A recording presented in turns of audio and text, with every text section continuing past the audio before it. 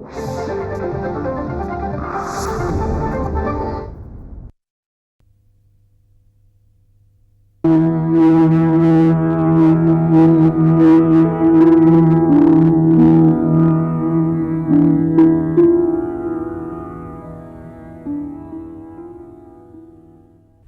जायते शूद्रः संस्कारात द्विज उच्यते.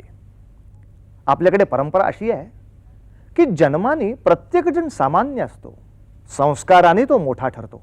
अहो, अगदी हिरा सुद्धा हिरा म्हणून जरी जन्माला आला तरी त्याच्यावर पैलू पाडल्याशिवाय त्याला योग्य ती किंमत येत नाही. सोन्याची माती मिळते, पण त्या सोन्यावरही संस्कार करावे लागतात, तेव्हाच त्याचा दागिना करता येतो. तेव्हा संस्काराची आवश्यकता आहेच, आणि हे संस्कार नित्य असावे लागतात, नित्य ठेवावे लागतात. काय करणार हो? अहो, जगाचा नियमच असा आहे की चांगल्या गोष्टीसाठी सातत्य राखावं लागतं, वाईट गोष्टीसाठी क्षणसुद्धा पुरतो. मला सांगा, घर बांधायला किती सातत्य राखावं लागतं, आणि तेच घर जाळायचं असेल तर किती वेळ लागतो. एखादं झाड वाढवायचं असेल तर त्याला किती सातत्य लागतं, बरं तेच उखडून टाकायचं असेल तर त्याला किती वेळ लागतो.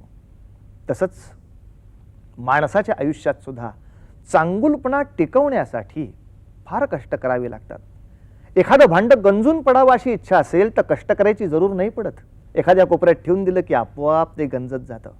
पण ते साफ ठेवायचं असेल, लखलखीत राहायचं असेल तर त्याला रोज घासावं लागतं. तसंच आपलं हे मन, आपली बुद्धी सोन्यासारखी आहे, हिऱ्यासारखी आहे, पण ती लखलखीत राहावी, स्वच्छ राहावी, यासाठी तिला अशा संतांच्या वचनामृतानी, बोधामृतानी घासावं लागतं, न्हाऊ घालावं लागतं, आणि पुन्हा लखलखीत करावं लागतं. तेव्हा आपल्याही कानावर सकाळी उठल्यावर का होईना, दिवसभराच्या धकाधकी का होईना, काहीतरी चांगलं कानी पडावं, म्हणजेच आपल्या हातून नक्की काहीतरी चांगली कृत्य घडत असतात. असं आपल्या कानी चांगलं पडावं म्हणून आपल्या संत महंतांनी, ऋषी मुनींनी केवढं मोठं वाङ्मय आपल्यासाठी ठेवलं आहे, केवढं मोठं पूर्व संचित आहे. त्याच्याकडे पाहिलं तर त्याला सागराची उपमा द्यावी लागेल, इतकं मोठं रत्न भांडार आहे, प्रचंड. बरं, हे संत वाङ्मय, हे आमच्या देवांदिगांच्या पुराणकथा या कधीच कालबाह्य होत नाहीत हो. हे वाङ्मय, यातली शाश्वत तत्व ही कालातीत आहेत. त्यातलं एक एक रत्न जरी आपण पाहिलं, त्यातला प्रकाश पाहिला की आपले डोळे चमकून जातात, आणि त्या रत्नाच्या प्रकाशाने आपल्याही जीवनामध्ये एक वेगळा प्रकाश पडत असतो. आता असं काहीतरी वाङ्मय अध्यात्माचं, भक्तीचं असं लोकांना ऐकवलं म्हणजे माणसं घाबरतात. बरं, ते म्हणतात, अहो अशी काहीतरी भक्ती वगैरे शिकवाल आणि आमच्या घरातली माणसं प्रपंच सोडून पळून जातील. पण तसं नाही आहे. हो, प्रपंच करता करताच परमार्थ कसा करता येतो याचं मार्गदर्शन तर आपल्याला बघायचं आहे. बहुविध रूपी आपल्याला परमेश्वर बघायचा आहे. तर या ईश्वराच्या अनेक रूपांची ओळख करून घ्यायची सुरुवात अर्थातच आपण गणपतीपासून करूया. म्हणजे परंपरेप्रमाणे गणेशाला वंदनही होईल. गणपती तसं आपलं आवडतं दैवत. प्रारंभी विनती करू गणपती विद्या दया सागरा, अज्ञानत्व हरव निबुद्धिमते दया आराध्य मोरेश्वरा, चिंता क्लेश दरिद्र दुःख अवघे देशांतरा पाठवी, हेरंबा गणनायका गजमुखा भक्ता बहुतोषवी. असा हा गणपती आपण दरवर्षी त्याला आणतो, त्याची पूजा करतो, उत्सव करतो. या गणपतीचं जर अधिक व्यापक रूप आपल्याला दिसलं, समग्र रूप आपल्याला जाणवलं, तर आपल्या बुद्धीला नक्कीच आनंद जास्त वाटेल.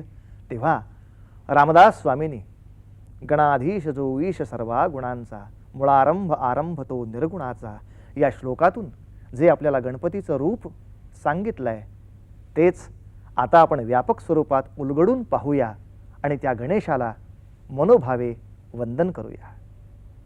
श्रीमन महागणाधिपतये नमः. गणाधीश जो ईश सर्वा गुणाचा, मुळारंभ आरंभ तो निर्गुणाचा, नमो शारदा मूळ चत्वारी वाचा, क्रमूपंथ आनंत या राघवाचा. हे नमन आहे मनाच्या श्लोकांत. श्री समर्थ रामदास स्वामींनी 205 असे श्लोक लिहिले, मनाचे श्लोक लिहिले. पण त्यात ह्या श्लोकांना मनाचे श्लोक असं नाव आहे असं कुठेही दिलेलं नाही. मनोबोध असं म्हटलेलं आहे, पण ते मनोबोध सुद्धा मनाच्या श्लोकांच्या आरतीत म्हटलेलं आहे. समर्थांनी हे मनाचे श्लोक का लिहिले त्याबद्दलची एक कथा आहे. चाफळ क्षेत्री प्रतिवर्षी समर्थांच्या काळापासून रामनवमीचा उत्सव मोठ्या थाटात साजरा होत असे, आणि त्या उत्सवासाठी त्या काळच्या सरकाराकडून म्हणजे शिवछत्रपतींच्या सरकाराकडून शिधा येत असे. एका वर्षी रामनवमी जवळ आली तरी तो शिधा काही आलेला नव्हता. त्यामुळे समर्थांच्या परिवारातले सगळे लोक सचिंत झाले. शिधा आला नाही तर आता काय करायचं. समर्थांनी त्यावेळी सगळ्यांना धीर दिला आणि सांगितलं, काळजी करू नका, आपण आजूबाजूच्या गावातून भिक्षा जमा करू आणि रामाचा उत्सव नेहमीप्रमाणे थाटामाटात साजरा करू. समर्थांनी आपल्या सगळ्या शिष्यवर्गाला मनाचे श्लोक लिहून दिले आणि ते श्लोक म्हणत समर्थांचे शिष्य आजूबाजूच्या गावातून फिरले आणि त्यांनी सगळा शिधा जमा करून उत्सव थाटामाटात साजरा केला असं सांगितलं जातं. ही कथा अशी रूढ आहे. हे मनाचे श्लोक जे आहेत ते भुजंगप्रयात या वृत्तात लिहिलेले आहेत. या भुजंगप्रयात वृत्तात प्रत्येक ओळीत 12 अक्षरं असतात. हे सापासारखी भुजंगासारखी याची चाल असते म्हणून याला भुजंगप्रयात असं म्हणतात आणि प्रत्येक ओळीत 12 अक्षरं असतात. असं सांगतात की फारसीमध्ये करीमी नावाचं एक वृत्त आहे, त्यात 11 अक्षरं असतात आणि ते आदर्श नजरेसमोर ठेवून समर्थांनी ह्या श्लोकांची रचना भुजंगप्रयात वृत्तात केली असं सांगितलेलं आहे. गणपतीला नमन करताना गणाधीश जो ईश असं समर्थांनी प्रारंभी म्हटलं. आता गणाधीश म्हटल्यानंतर परत ईश म्हणण्याचं कारण काय. गणाधीश म्हणजे गणांचा आधीश म्हणजे गणाधीश आलाच त्याच्यात. पण तो गणाधीश जो ईश सर्वा गुणाचा, गणपती हा नुसता गणेश नाही, तो गुणेश सुद्धा आहे हे समर्थांना सांगायचं आहे. केवळ महादेवाचा आणि पार्वतीचा मुलगा म्हणून गणपती उच्चपदी बसला म्हणून गणपती हा गणेश झाला असं नसून त्याच्या अंगी सर्व प्रकारचे गुण आहेत हे समर्थांना सांगायचं आहे. आणि म्हणून मुळारंभ आरंभ तो निर्गुणाचा असं म्हणण्याआधी गणाधीश जो ईश सर्वा गुणाचा असं समर्थांनी म्हटलंय. सगळे गुण त्याच्यापाशी आहेत पण ते असून सुद्धा मुळारंभ आरंभ तो निर्गुणाचा म्हणजे काय. निर्गुणाचा म्हणजे कोणत्याही प्रकारचा कुठल्याही आकाराचा विकाराचा लेप नसलेला असं जे निर्गुण त्याचा तो आरंभ आहे. तो आरंभ सुद्धा नुसता नाही, मुळारंभ आरंभ तो निर्गुणाचा. मुळारंभ म्हणजे काय. आपल्याकडे योगशास्त्रात कुंडलिनीतली जी चक्र सांगितलेली आहेत त्यात मूलाधार चक्र हे प्रमुख आहे आणि हे आद्य आहे. ह्या मूलाधार चक्राचा अधिपती प्रत्यक्ष गणपती आहे म्हणून समर्थांनी इथं मुळारंभ आरंभ तो निर्गुणाचा असं म्हटलं. म्हणजे गणपती हा गुणेश आहे, गणेश आहे, पण एवढं सगळं असून सुद्धा तो निर्गुण आहे. केवळ आपल्याला अशी सवय झालेली आहे की देव म्हटला की तो मूर्तीतच बघायचा, तो चित्रातच बघायचा. समर्थ आपल्याला असं सांगतात की गणपती निर्गुण रूपात बघायला शिका. निर्गुण रूपात गणपती बघायला शिका म्हणजे काय. गणपतीचे जे गुण आहेत ते आपल्या अंगात आणा, त्या गणपतीच्या गुणांना उत्तेजन द्या. गणपतीचे गुण काय. गणपती हा देवांचा सेनापती, गणपती हा महाभारताचा लेखक, गणपती हा नृत्यात रमणारा, गणपती हा खाण्यातही आनंद घेणारा आणि स्त्रियांचं सैन्य गणपतीने पहिल्यांदा निर्माण केलं. गणपतीने प्रत्येक गोष्टीत आद्य असा मान मिळवला म्हणून तर ज्ञानेश्वर माऊलींनी त्याला ओम नमोजी आद्या असंच म्हटलं. कारण गणपतीने अनेक गोष्टींची सुरुवात केलेली आहे, गणपतीने अनेक गोष्टींचा प्रारंभ करून दिलेला आहे. आपली जी देवनागरी लिपी आहे ती गणपतीने तयार केली आणि गणपतीने मोठ्या खुबीने आपलं नाव त्या लिपीत गुंतवून ठेवलेलं आहे. ह्या देवनागरी लिपीतली 3 अक्षरं ग न आणि श ही अशी आहेत की त्यांचा काना वेगळा आहे. बाकी देवनागरी लिपीतली सगळी अक्षरं कान्याला पोटात येऊन उभी असतात. क बघा, ख बघा, काही बघा, पण ग मात्र असं आहे की त्याचा काना वेगळा, न असं आहे त्याचा काना वेगळा. ग न श ही अक्षरं याच क्रमाने आपल्या देवनागरी लिपीत येतात आणि ती गणपतीनं आपलं नाव सूचित करण्यासाठी म्हणून या लिपीत घातलेली आहेत अशी परंपरागत श्रद्धा आहे.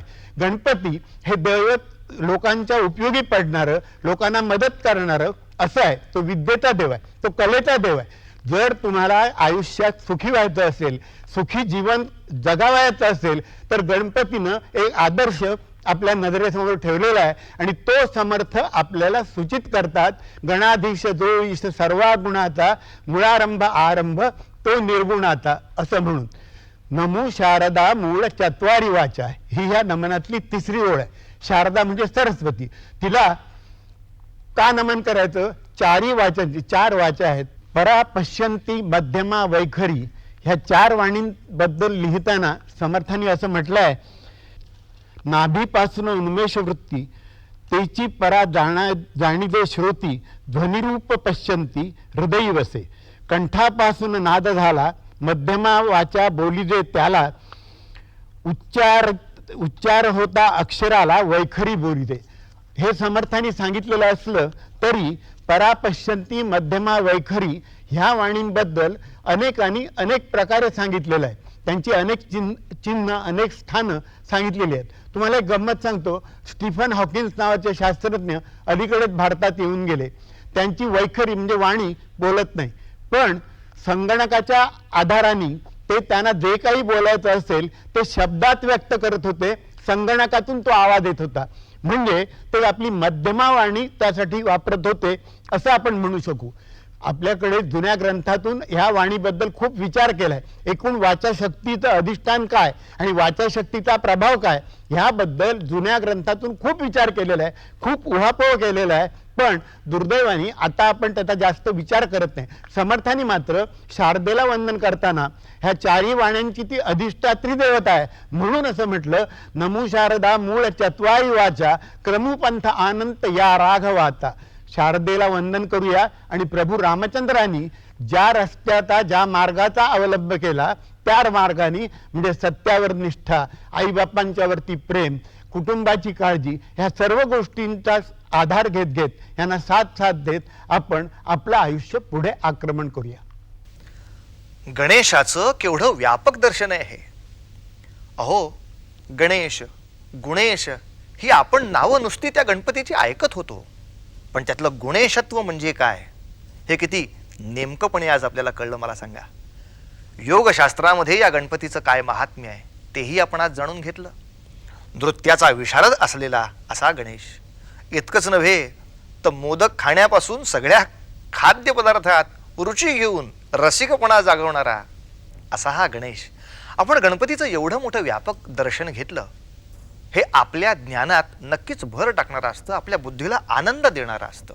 दैवताला समजून घेण्यात आपल्या बुद्धीला खूप आनंद मिळत असतो.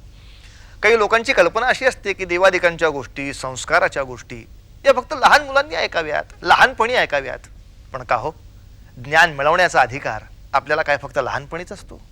संस्काराची गरज माणसाला काय फक्त लहानपणीच असते?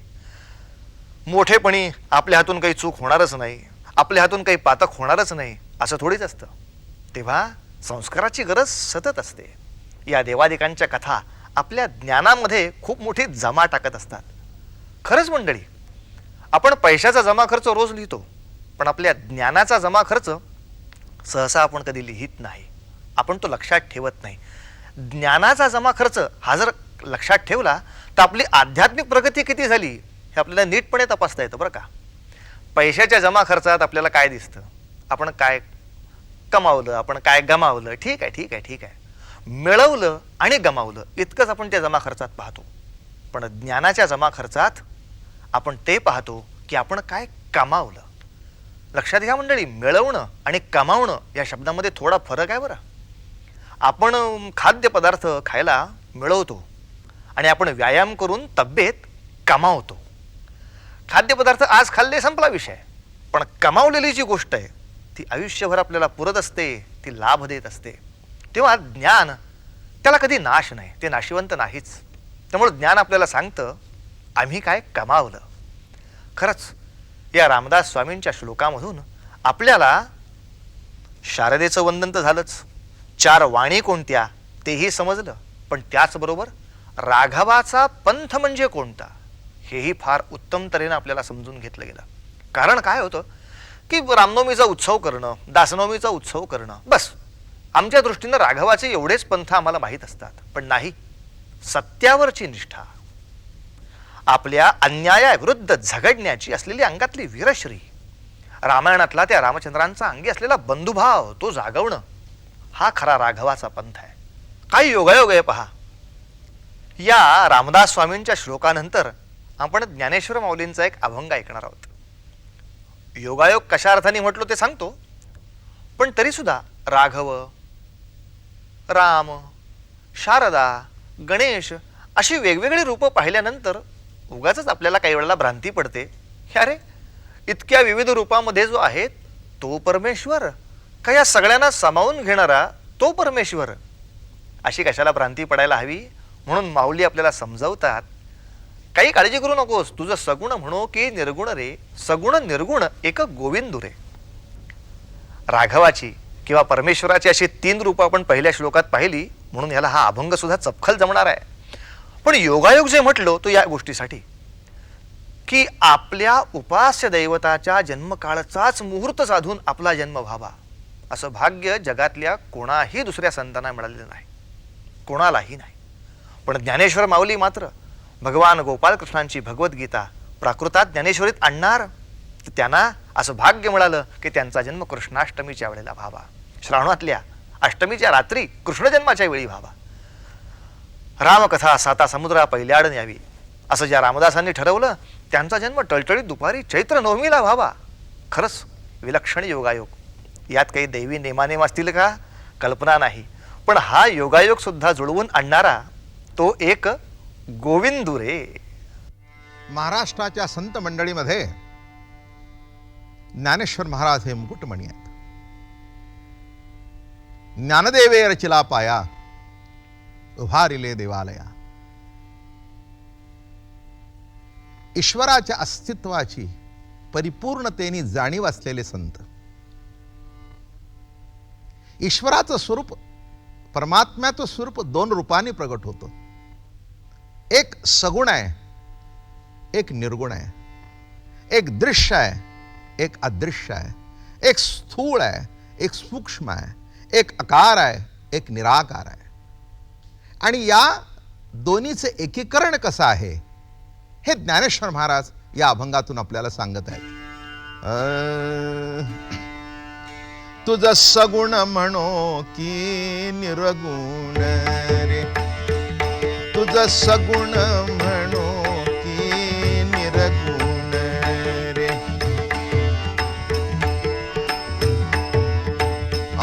तुझं सगुण म्हणो की निर्गुण रे. सगुण निर्गुण एकू, सगुण निर्गुण एकू गोविंदू रे. अनुमाने ना, अनुमाने ना, अनुमाने ना, अनुमाने ना. ज्ञानेश्वर महाराज म्हणतात, काय म्हणू तुला प्रभुराया? तुला सगुण म्हणू, तुला निर्गुण म्हणू? जे असतं ते निर्गुण आणि असतं ते दिसतं ते सगुण. सगुण म्हणो की निर्गुण रे. मग त्याचं उत्तर देतात ते सगुण निर्गुण एकू. सगुण आणि निर्गुण मिळून गोविंदू. सगुण निर्गुण एकू गोविंदू रे. अनुमाने ना, अनुमाने ना, अनुमाने ना, अनुमाने ना. जया श्रुती नेती नेती, जया श्रुती नेती नेती, जया श्रुती नेती नेती म्हणती गोविंदू रे. हे अनुमाने ना, अनुमाने ना, अनुमाने ना, अनुमाने ना. महाराज म्हणतात अनुमाने ना, तुझा अनुमान करता येत नाही, नेमकं काय म्हणावं तुला. म्हणून पुढच्या चरणामध्ये महाराज म्हणतात, तुझं स्थूळ म्हणो की सूक्ष्म रे. बघा काय म्हणावं. श्रुती सुद्धा नेती नेती म्हणतात. काय म्हणते श्रुती? नेती. त्याचं वर्णन करता येत नाही. तो काय आहे, कसा आहे? भगवान म्हणतात, मी कौण पाक की तुला कवणाचा काही झाला, आणि या निवृत्ते करिता बोला कल्प गेले. जया श्रुती नेती नेती म्हणती गोविंदू रे. ए अनुमान अनुमाने ना अनुमाने ना अनुमान आज तुझं स्थूळ म्हणो की सूक्ष्म रे तुझ स्थूळ म्हणो की सूक्ष्म रे स्थूळ म्हणावं का सूक्ष्म म्हणावं काय म्हणावं तुझा स्थूळ सूक्ष्म एकू स्थूळ सूक्ष्म एकू गोविंदू रे अनुमाने ना अनुमान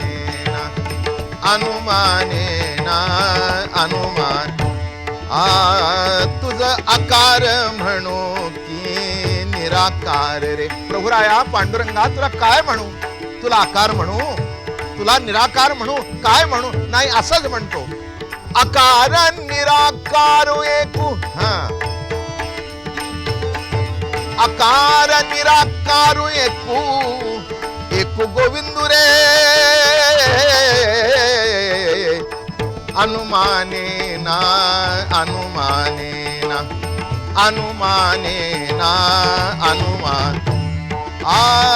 तुझा दृश्य म्हणो की अदृश्य रे तुझं दृश्य म्हणो की अदृश्य रे प्रत्येक गोष्टीला एक दृश्य असतं आणि दृश्याच्या मागे अदृश्य असतं दृश्य जे दिसतं ते त्याच्या मागे अदृश्य आहे त्यामुळे प्रगट होतं तसं परमात्मा जसा दृश्य आहे तसा तो अदृश्य आहे आणि म्हणून महाराज म्हणतात दृश्यादृश्य एकू दृश्यादृश्य एकू गोविंदू रे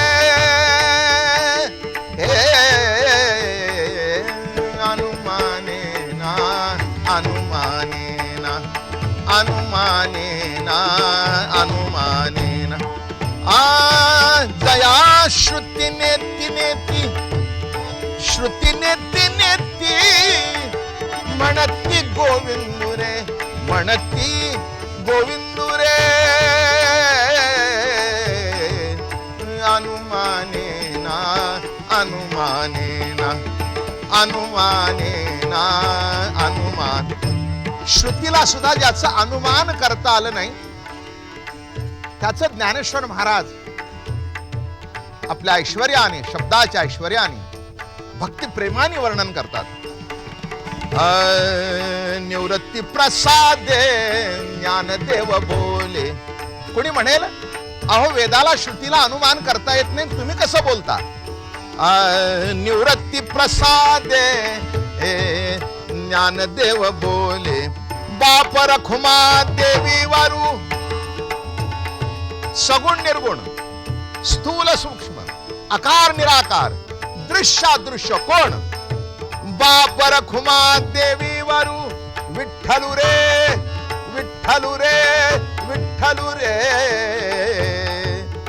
अनुमाने ना अनुमाने ना अनुमाने ना अनुमाने ना निवृत्ती प्रसादे ज्ञानदेव बोले प्रसादे ज्ञानदेव बोले बाप रखुमा देवी वरु विठ्ठलू रे विठ्ठलू रे